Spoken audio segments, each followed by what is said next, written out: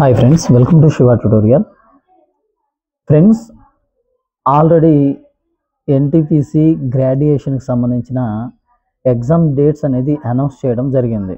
June 5వ తారీఖు నుంచి జూన్ 23వ తారీఖు వరకు ఈ ఎగ్జామ్స్ అనేది 15 రోజులు నిర్వహించడం జరుగుతుంది. నెక్స్ట్ ఎన్టీపీసీ అండర్ గ్రాడ్యుయేషన్ జరుగుతుంది. అదేవిధంగా దాని తర్వాత గ్రూప్ డి, ఎక్కువ మంది ఈ గ్రూప్ డి జాబ్ కోసం ఎదురు చూస్తున్నారు. ఈ గ్రూప్ డి ఎగ్జామ్స్ కోసం ఎదురు చూస్తున్నారు. అయితే ఎదురు చూసిన ప్రతి ఒక్క అభ్యర్థికి మాత్రం రావాలి అనే రూల్ మాత్రం లేదు. ఎదురు చూసిన ప్రతి ఒక్క అభ్యర్థికి రావాలి అనే రూల్ లేదు. కాకపోతే ఇక్కడ ఎవరికి రావాలి ఎవరికి రాకూడదు అనేది మనం కన్సిడర్ చేసుకుంటే, ఎవరైతే ఇక నుంచైనా సరే ప్రాక్టీస్ను మొదలుపెట్టి కాన్సెప్ట్ని అర్థం చేసుకుంటూ ముందడుగేస్తారో వారికి మాత్రం ఖచ్చితంగా జాబ్ అనేది వస్తుంది. ఎందుకు అనంటే, లాస్ట్ టైం ప్రిపేర్ అయ్యే అభ్యర్థులు చాలామంది ఈ గ్రూప్ డి జాబ్ అప్లై చేశారు. ఇప్పుడు వారు ఖచ్చితంగా ఈ జాబ్ వాళ్ళకి నీడ్, అంటే ఖచ్చితంగా అవసరం వాళ్ళకి. కాబట్టి ఎక్కడా కూడా నెగ్లెక్ట్ చేయొద్దు. ఎలా ప్రిపేర్ అవ్వాలనేది నేను ఒక వీడియో చేస్తాను. ఎక్కడి నుంచైనా సరే మీరు ఈ ప్రిపేర్ అయితే గ్రూప్ డి జాబ్ సాధించడం అనేది పెద్ద కష్టమేం కాదు. దానికి సంబంధించి ఎలా ప్రిపేర్ అవ్వాలి, ఎలా మనం ముందడుగు వేస్తే మన పేరు అనేది ఆ లిస్ట్లో ఉంటుందనేది నేను మీకు ఒక వీడియో చేసి చెప్తాను. ఓకే, ఇప్పుడు ఎన్సీఆర్టీ సిరీస్లో భాగంగా మనం జనరల్ సైన్స్ అనేది డిస్కస్ చేసుకుంటున్నాము. లోహాలు అలోహాలు అనేది ఎండ్ ఆఫ్ ది పార్ట్ 1. అంటే ఈ పార్ట్ 1 తోటి ఈ పార్ట్ 1 అనేది కంప్లీట్ అవుతుంది. ఫిజిక్స్కి సంబంధించి 8th క్లాస్ది. అది దేంతో అంటే లోహాలు అలోహాలు అనే చాప్టర్ తోటి ఈ 8th క్లాస్ అనేది కంప్లీట్ అవుతుంది.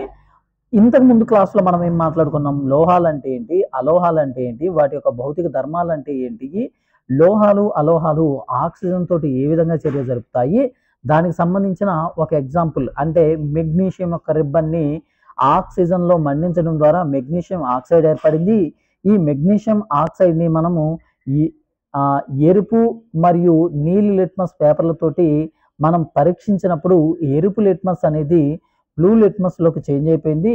ఈ విధంగా చేంజ్ అవ్వటం అనేది క్షారానికి సంబంధించింది. అంటే మెగ్నీషియం ఆక్సైడ్ అనేది, మెగ్నీషియం అనేది ఒక లోహం. ఆ లోహ ఆక్సైడ్లు అనేవి క్షార స్వభావాన్ని కలిగి ఉన్నాయని మీతో డిస్కస్ చేయడం జరిగినది. ఓకే, ఇప్పుడు మనం కాన్సెప్ట్లోకి అది మొత్తం ఏదైతే మాట్లాడానో అది ఒకసారి మీతో ఇక్కడ నుంచి చదివి వినిపిస్తాను, జాగ్రత్తగా అబ్జర్వ్ చేయండి.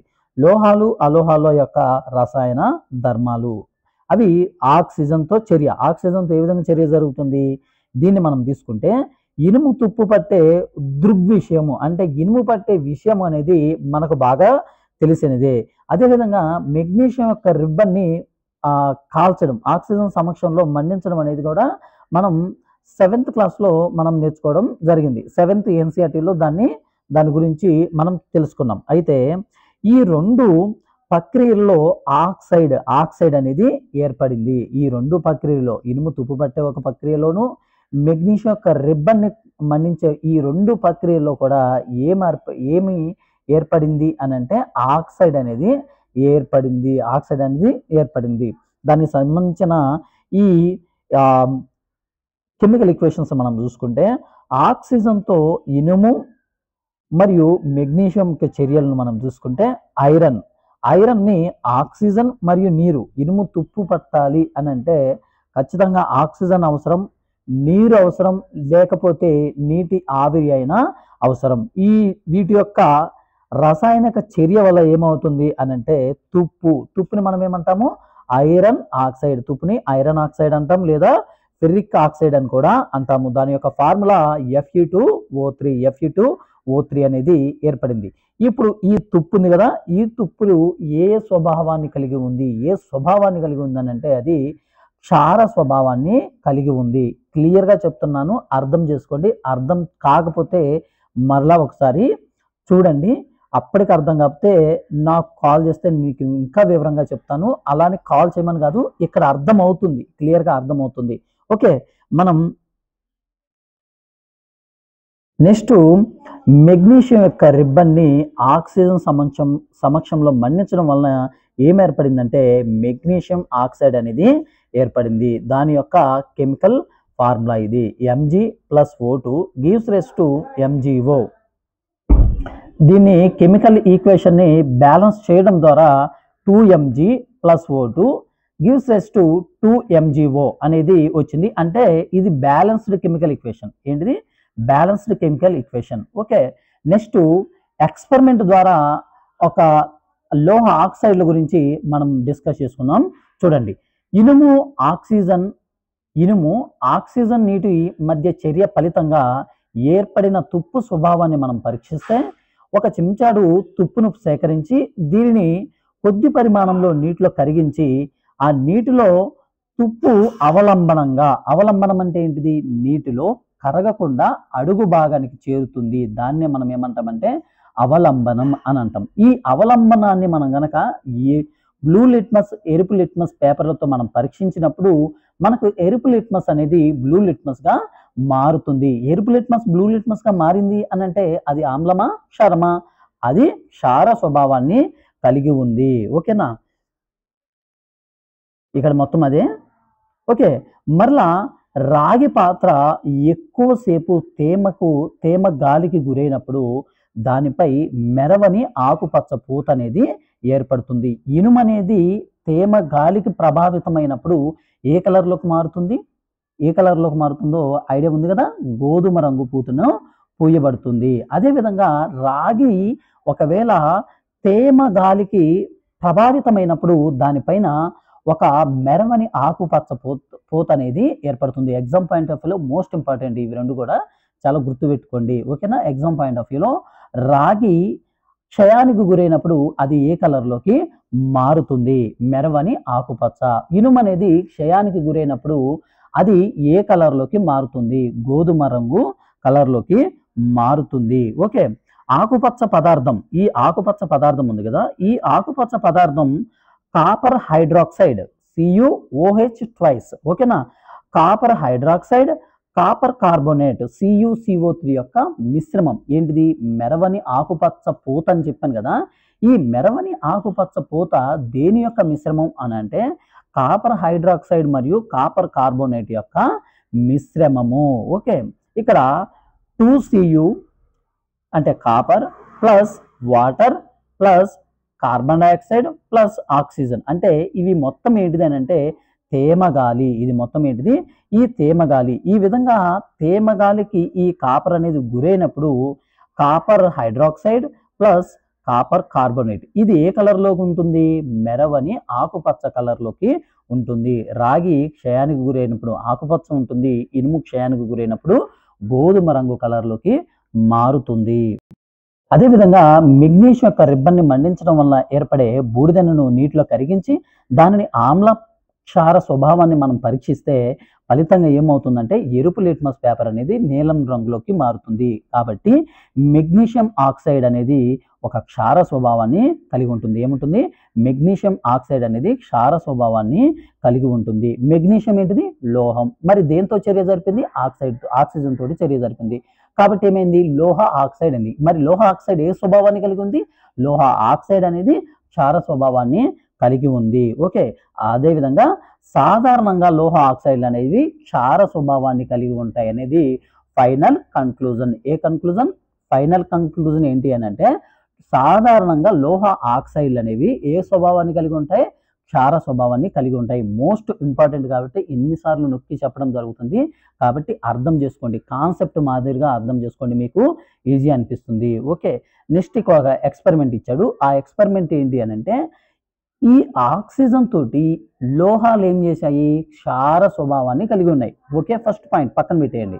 నెక్స్ట్ ఏమంటాడంటే ఈ ఆక్సిజన్ తోటి అలోహాలు ఏ విధంగా చర్య జరుపుతాయి? మరి అలోహాలు చర్య జరిపిన తర్వాత ఏర్పడేది అలోహ ఆక్సైడ్ అనేది ఆమ్ల స్వభావాన్ని కలిగి ఉంటాయా లేదా క్షార స్వభావాన్ని కలిగి ఉంటాయి అనేది ఇక్కడ ఒక చిన్న ఎక్స్పెరిమెంట్ ద్వారా మనం నేర్చుకుందాం. చూడండి, ఒక డిప్లగ్రేటింగ్ స్పూన్లో కొద్దిగా పొడి చేసిన సల్ఫర్ను తీసుకొని దానిని ఏం చేయాలంటే వేడి చేయాలి. అంటే ఆ వేడి చేయడానికి ఉపయోగించే ఆ స్పూన్ ఏంటిదని అంటే డిప్లగ్రేటింగ్ స్పూన్. ఈ డిప్లగ్రేటింగ్ స్పూన్ మనం తీసుకొని దాంట్లో కొంచెం సల్ఫర్‌ని తీసుకొని వేడి చేసి సల్ఫర్‌ను మండిన మండిన వెనువెంటనే స్పూన్ స్పూన్‌ను వాయు జాడి లేదా గాజు పాత్రలోకి ప్రవేశపెట్టండి. ఇక్కడ ఏం చెప్తున్నాడు అనంటే ఒక స్పూన్ ద్వారా మనం సల్ఫర్‌ని వేడి చేసినప్పుడు అక్కడ ఒక వాయువు రిలీజ్ అవుతుంది. ఆ వాయువుని ఎటువంటి పక్కకు వెళ్ళకుండా దాన్ని ఒక గాజు జాడి, ఒక గాజు పాత్రలోకి మనం ఏం చేయాలంటే దాన్ని ఆహ్, వ్యర్థం కాకుండా దాన్ని ఎటు పోనీయకుండా దాంట్లో మనం బంధించాలి. దీనిని ఆ వాయువుని. ఓకే. ఉత్పత్తి అయిన వాయువును బయటికి వెళ్ళకుండా జాడీని మూతతో మూసివేయండి. కొంత సమయం తర్వాత స్పూన్‌ను తీసివేయండి. జాడీలోనికి కొంచెం నీరు పోసి వెంటనే మూతను తిరిగి పెట్టండి. జాడీని బాగా కదిలించండి. ఎరుపు, నీలి లిట్మస్ కాగితాలలో పరీక్షించండి. ఇక్కడ సల్ఫర్ అనేది ఒక అలోహం. ఈ సల్ఫర్‌ని మనం ఏం చేసాము, ఒక డిప్లగ్రేటింగ్ స్పూన్ తోటి మండించినప్పుడు అక్కడ ఒక వాయువు అనేది రిలీజ్ అయింది. ఆ వాయువుని ఒక వాయు ఆహ్, గాజు జాడి లేకపోతే పాత్రలోకి ప్రవేశపెట్టి కొంత సమయం తర్వాత ఆ వాయువు అనేది బయటికి పోకుండా మనం ఏం చేయాలి అనంటే దాంట్లోకి కొంత నీటిని మనం పోయాలి. నీటిని పోసి బాగా కదిలించిన తర్వాత ఏం చేయాలనంటే ఎరుపు లిట్మస్ అదేవిధంగా బ్లూ లిట్మస్ పేపర్లతోటి మనం పరీక్షించాలి. ఓకే. కన్క్లూజన్ ఏమొస్తుందో చెప్తాను చూడండి. అదేవిధంగా సల్ఫర్ ఆక్సిజన్ చర్యలో అదే కదా సల్ఫర్ ఉంది, అదేవిధంగా ఆక్సిజన్ ఉంది. ఆక్సిజన్ ఎప్పుడు మండించేటప్పుడు ఉపయోగపడే వాయువు ఏంటిది? ఆక్సిజనే కదా. మండడానికి సహాయపడే వాయువు. ఇది అనేకమైన సార్లు అడిగిన క్వశ్చన్. మండడానికి సహాయపడే వాయువు ఏంటిదని అంటే ఆక్సిజన్. ఓకే. సల్ఫర్ ఆక్సిజన్ చర్యలో వెలువడిన వాయువు పేరు ఏంటిది అని అంటే సల్ఫర్ డయాక్సైడ్. ఏంటిది ఇది? Sulphur dioxide. ఈ నీటిలో ఎప్పుడైతే ఈ సల్ఫర్ డయాక్సైడ్ కరిగించినప్పుడు సల్ఫ్యూరిక్ ఆమ్లం అనేది ఏర్పడింది. ఏర్పడింది? సల్ఫ్యూరిక్ ఆమ్లం అనేది ఏర్పడింది. అదే కదా సల్ఫర్ని ఆక్సిజన్తో చర్య జరిపినప్పుడు ఏర్పడింది? Sulphur dioxide. ఈ సల్ఫర్ డైఆక్సైడ్ని ఏం చేసాం మరలా నీటితో కరిగించడం వలన ఏర్పడింది సల్ఫ్యూరిక్ ఆమ్లము H2SO4 అనేది ఏర్పడింది. మరి ఈ H2SO4ని మనం నీలి లిట్మస్ అదేవిధంగా ఎరుపు లిట్మస్ పేపర్లతోటి మనం పరీక్షించినప్పుడు ఏమవుతుందనంటే ఇవి బ్లూ లిట్మస్ పేపర్ అనేది ఎరుపు లిట్మస్లోకి మారుతుంది. మరి బ్లూ లిట్మస్ ఎరుపు లిట్మస్లోకి ఎప్పుడు మారుతుంది? ఆ పదార్థ స్వభావం అనేది ఆమ్లం అయితేనే బ్లూ లిట్మస్ పేపర్ అనేది ఎరుపు లిట్మస్లోకి మారుతుంది. అంటే ఫైనల్ కంక్లూజన్ ఏమని చెప్తున్నారు అనంటే అలోహ ఆక్సైడ్లు అనేవి ఆమ్ల స్వభావాన్ని కలిగి ఉంటాయి. ఏ స్వభావాన్ని కలిగి ఉంటాయి? ఆమ్ల స్వభావాన్ని కలిగి ఉంటాయి. ఏంటి? అలోహ ఆక్సైడు. ఓకే. మరి ఇక్కడ మనం చూసుకుంటే నీటితో చర్య అంటే సాధారణంగా లోహాలు అనేవి నీటితో ఏ విధంగా చర్య జరుపుతాయి దాని గురించి ఇప్పుడు మనం సోడియం లోహం అధిక చర్యాశీలత గలది. ఇది ఆక్సిజన్ నీటితో ఏ విధంగా ఉంటుందంటే తీవ్రంగా చర్య జరుపుతుంది. అందువలన ఈ చర్యలో అధిక ఉష్ణం విడుదలవుతుంది. అందువల్ల దీన్ని ఎక్కడ నిల్వ చేస్తారు అని అంటే కిరోసిన్లో నిల్వ చేస్తారు. చాలా ఇంపార్టెంట్ క్వశ్చన్ ఇది. Most important question. సోడియంను దేనిలో నిల్వ చేస్తారు? సోడియంని నీటిలో నిల్వ చేస్తారా? చెయ్యరు. ఆక్సిజన్లో అంటే బయట నిల్వ చేస్తారా? చెయ్యరు. ఎందుకు అని అంటే మీరు ఏమని చెప్పాలి? కాన్సెప్ట్ ఏంటిది అక్కడ? సోడియం అనేది అత్యధిక చర్యాశీలత గల లోహం. ఇది నీటితోటి మరియు గాలిలో ఉన్న ఆక్సిజన్ తోటి తీవ్రంగా చర్య జరుపుతుంది. మరి ఈ తీవ్రంగా చర్య జరిపే క్రమంలో అధిక ఉష్ణం అనేది రిలీజ్ అవుతుంది. అంటే అగ్ని ప్రమాదం జరగడానికి కూడా కారణమవుతుంది. కాబట్టి మరి దీన్ని దేంట్లో నిల్వ చేయాలి? ఖచ్చితంగా దీన్ని మనం సోడియంలోనే నిల్వ చేయాలి. ఓకే. ఇది కాన్సెప్ట్. ఇది సోడియంని ఎక్కడ నిల్వ చేస్తారనే క్వశ్చన్ అనేది చాలాసార్లు అడిగింది, గుర్తుపెట్టుకోండి. ఓకే. ఇక్కడ ఒక ఎక్స్పెరిమెంట్ ద్వారా ఇంకొంచెం దీని గురించి తెలుసుకుందాం. చూడండి.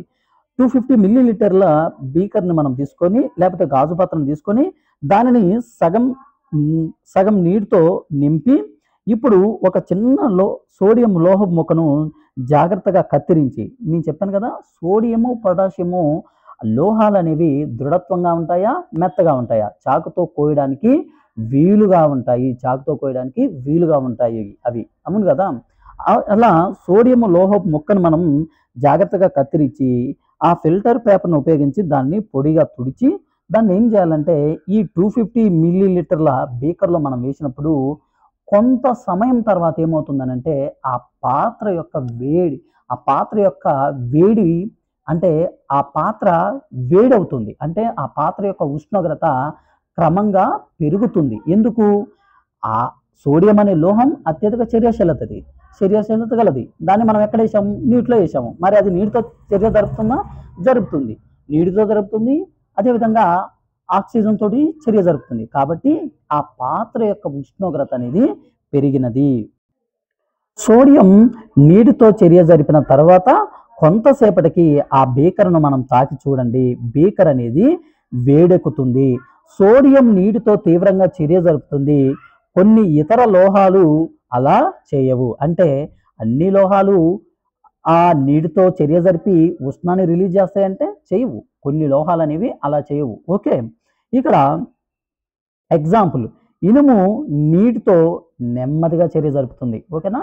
ఈ విధంగా క్వశ్చన్స్ ఇచ్చి ఇనుము నీటితోటి నెమ్మదిగా చర్య జరుపుతుంది, ఇనుము నీటితోటి చర్య జరపదు, ఇనుము నీటితోటి చాలా ఫాస్ట్గా చాలా తొందరగా చర్య జరుపుతుంది. ఈ కింది వానిలో కరెక్ట్ ఆన్సర్ లేకపోతే కరెక్ట్ అయిన ఆప్షన్ మనం చూస్ చేసుకోవాలి అన్నప్పుడు కాన్సెప్ట్ అనేది ఉపయోగపడుతుంది. కాబట్టి కాన్సెప్ట్ చదవండి. ఓకే, ఇనుమేంటిది? లోహము. గుర్తుపెట్టుకోండి. సాధారణంగా అలోహాలు గాలిలో అధిక చర్యాశీలత కలిగి ఉన్నప్పటికీ నీటితో మాత్రం చర్య జరపలేవు. ఎలా? నీటితో మాత్రం చర్యను జరపలేవు. గుర్తుపెట్టుకోండి. లోహాలలో కొన్ని అవి నీటితో మరియు గాలిలో ఉన్న ఆక్సిజన్ తోటి తీవ్రంగా చర్య జరుపుతున్నాయి. అదేవిధంగా అలోహాలను మనం తీసుకుంటే అలోహాలు గాలిలో అధిక చర్యాశీలత ఉన్నప్పటికీ అక్కడ నీటితో మాత్రం చర్యను జరపలేవు. ఏంటి? అలోహాలు. ఓకే, అందుకనే ఈ అలోహాలను ఎక్కడ నిల్వ చేస్తారు? మరి ఎక్కడైతే చర్య జరపదో అక్కడే నిల్వ చేయాలి. ఓకే, ఇక్కడ ఫాస్ఫరస్ అనేది అధిక చర్యాశీలత గల అలోహం. గాలి తగిలితే మండిపోతుంది. వాతావరణంలో గల ఆక్సిజన్ తగలకుండా ఈ ఫాస్ఫరస్ అనే దాన్ని మనం ఎక్కడ నిల్వ చేస్తాము? నీటిలో నిల్వ చేస్తాము. అర్థమవుతుందా? సోడియంను కిరోసిన్లోనే ఎందుకు నిల్వ చేస్తారు? ఓకే, అదేవిధంగా ఫాస్ఫరస్ను నీటిలోనే ఎందుకు నిల్వ చేస్తారు? ఇప్పటి వరకు మీరు చూసిన తర్వాత దాని ఫుల్ కాన్సెప్ట్ అనేది మీకు అర్థం కావాలి. సోడియాన్ని ఎందుకు నిల్వ చేస్తారు? కిరోసిన్లో సోడియం అనేది నీటితోటి ఆక్సిజన్ తోటి చర్య జరుపుతుంది. కావున దాన్ని ఎక్కడైతే చర్య జరుపుతో అక్కడే మాత్రమే దాన్ని నిల్వ చేయాలి. అదేవిధంగా ఫాస్ఫరస్ని నీటితో ఎందుకు నిల్వ చేస్తున్నారు? అది బయట ఉంచితే గాలితోటి ఎక్కువ చర్యాశీలత కలిగి ఉంటుంది. కాబట్టి దాన్ని నీటిలో నిల్వ చేస్తారు. ఓకే.